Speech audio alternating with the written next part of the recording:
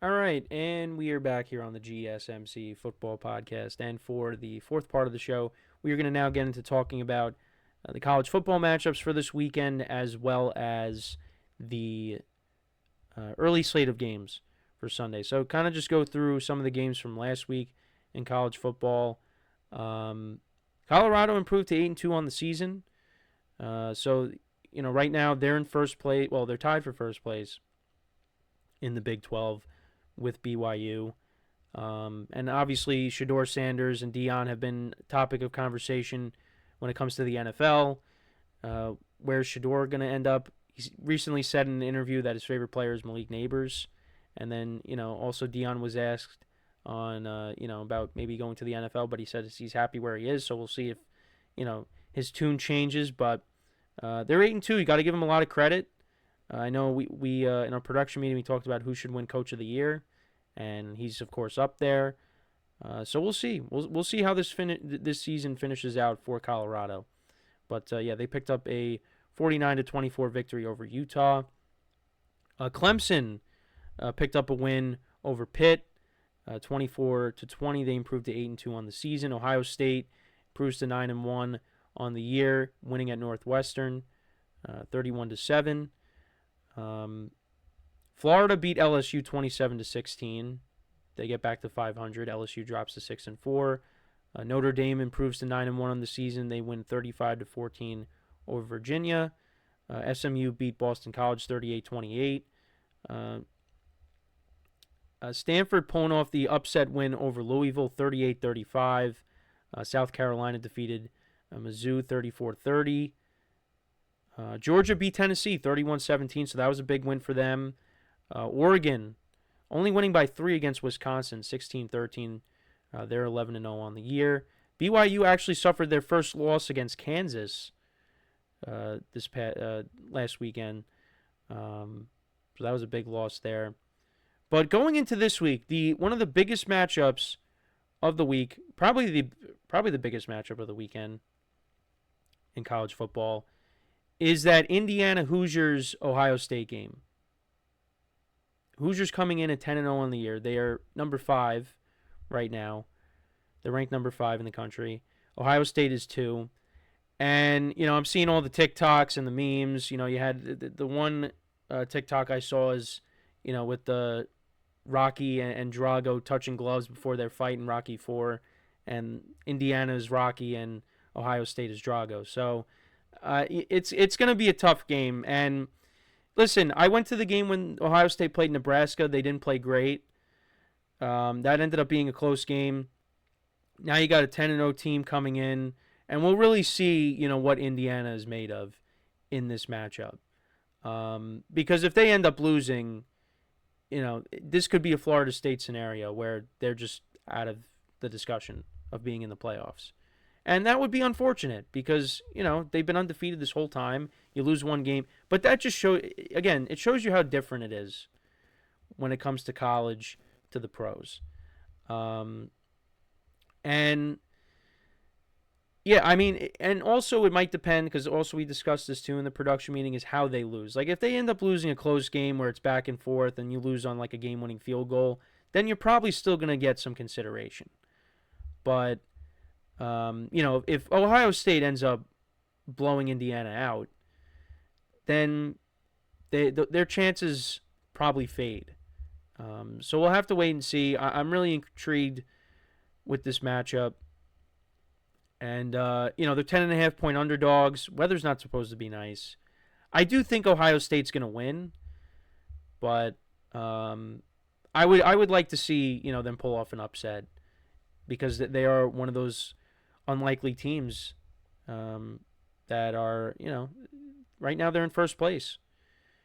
And, nobody really expected them to, I shouldn't say that. Oregon's in first place, my mistake, but they've played one more game than them.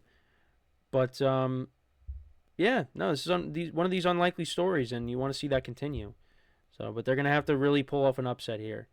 So we'll see. But I still have Ohio State winning that matchup. And then, that's really the most enticing game. Texas is playing Kentucky. I think they should win that. You do have Army against Notre Dame. Notre Dame's a 14-point favorite. Alabama's playing Oklahoma later in the day as well. They're 13.5-point favorites. Boise State is facing off against Wyoming. Right now they're ranked 12. Penn State's playing the Golden Gophers. Colorado's playing Kansas. So yeah, not a lot of, at least looking at the top 25 matchups, not a lot of enticing matchups. That's really the matchup of the weekend is Indiana and Ohio State. So we'll see what happens. But I do like Ohio State to win that matchup. Now, can Indiana keep it within the number? I'm going to say they do. But like I said, it's going to be tough. It's going to be tough. But who do you guys have winning that matchup? Let me know in the comments. But we are nearing the end of the college football regular season, and we will finally see how this new playoff format goes. I'm really intrigued by it. So now we move on to the NFL, the early slate of games. So we'll start off with the New York Giants and the Tampa Bay Buccaneers. So Tommy DeVito will be getting the start in that matchup.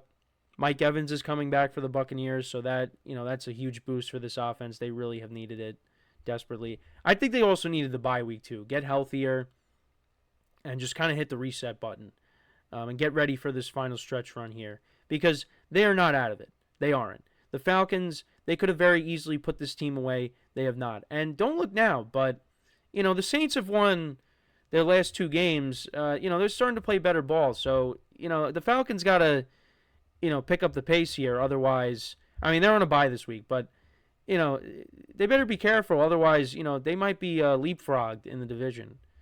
I still think the Bucs have the best chance right now. The Saints, they've won their last 2, but they beat the Falcons, who've been inconsistent, and they beat the Browns too. So, I give them credit, but I think it's going to come down to the Falcons and the Bucs. And the Bucs have a light finish to the season. Their toughest game left on the schedule, in my opinion, is the Chargers game. And that's in Week 15. So, the other games, I think, you got the Panthers twice, although the Panthers, they've won 2 straight. So, give them credit. But I do think the Bucs, they have a nice, they have a good chance to get back in this thing and maybe win the division. But it starts on Sunday. And I do think they get the win against the Giants. Right now, the Giants are 6-point underdogs. That number is a little high. And, the Giants are coming off of a bye. And maybe with Tommy DeVito in there, that, gives them a little bit of a spark, a little bit of energy.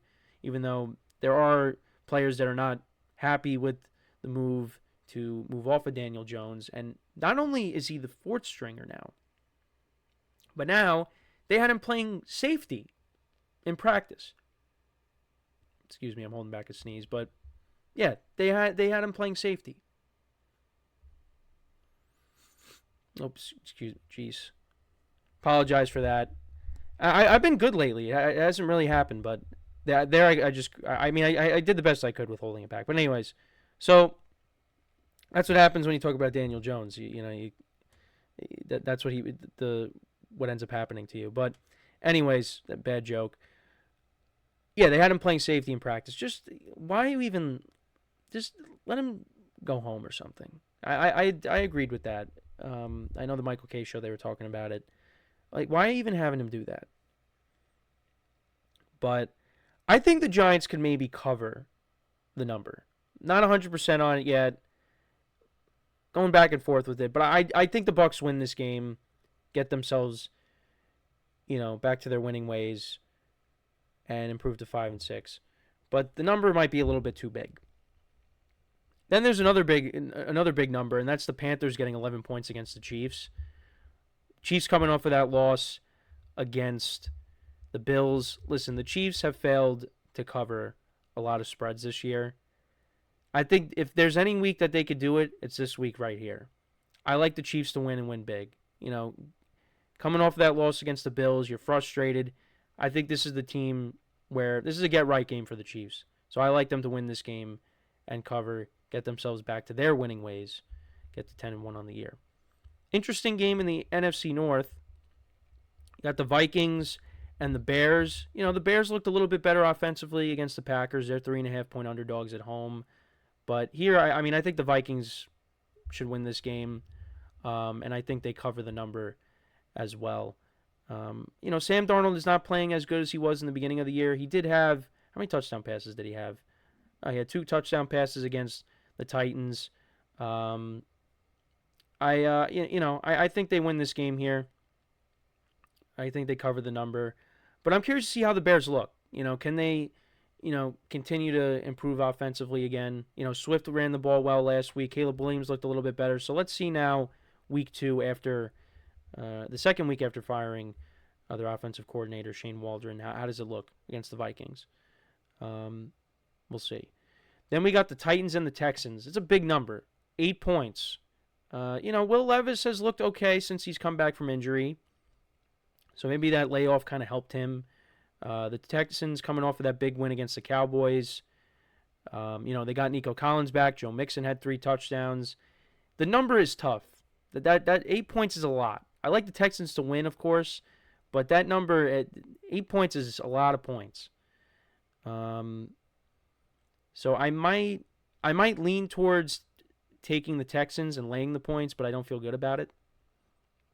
But, I like the Texans, though, to win. The Lions against the Colts. Colts are 7.5-point underdogs at home. They're coming off of that win against the Jets. Anthony Richardson looked a lot better in that game. The Lions, coming off of that performance against the Jaguars, scoring 52 points.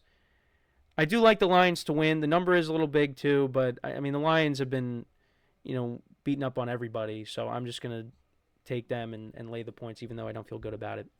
This game, I am going to take the points, and that's the Dolphins and the Patriots. The Dolphins are 7-point favorites, and the Dolphins usually, they beat up on the Patriots, but I think Drake May has played really well since he stepped in as the starting quarterback.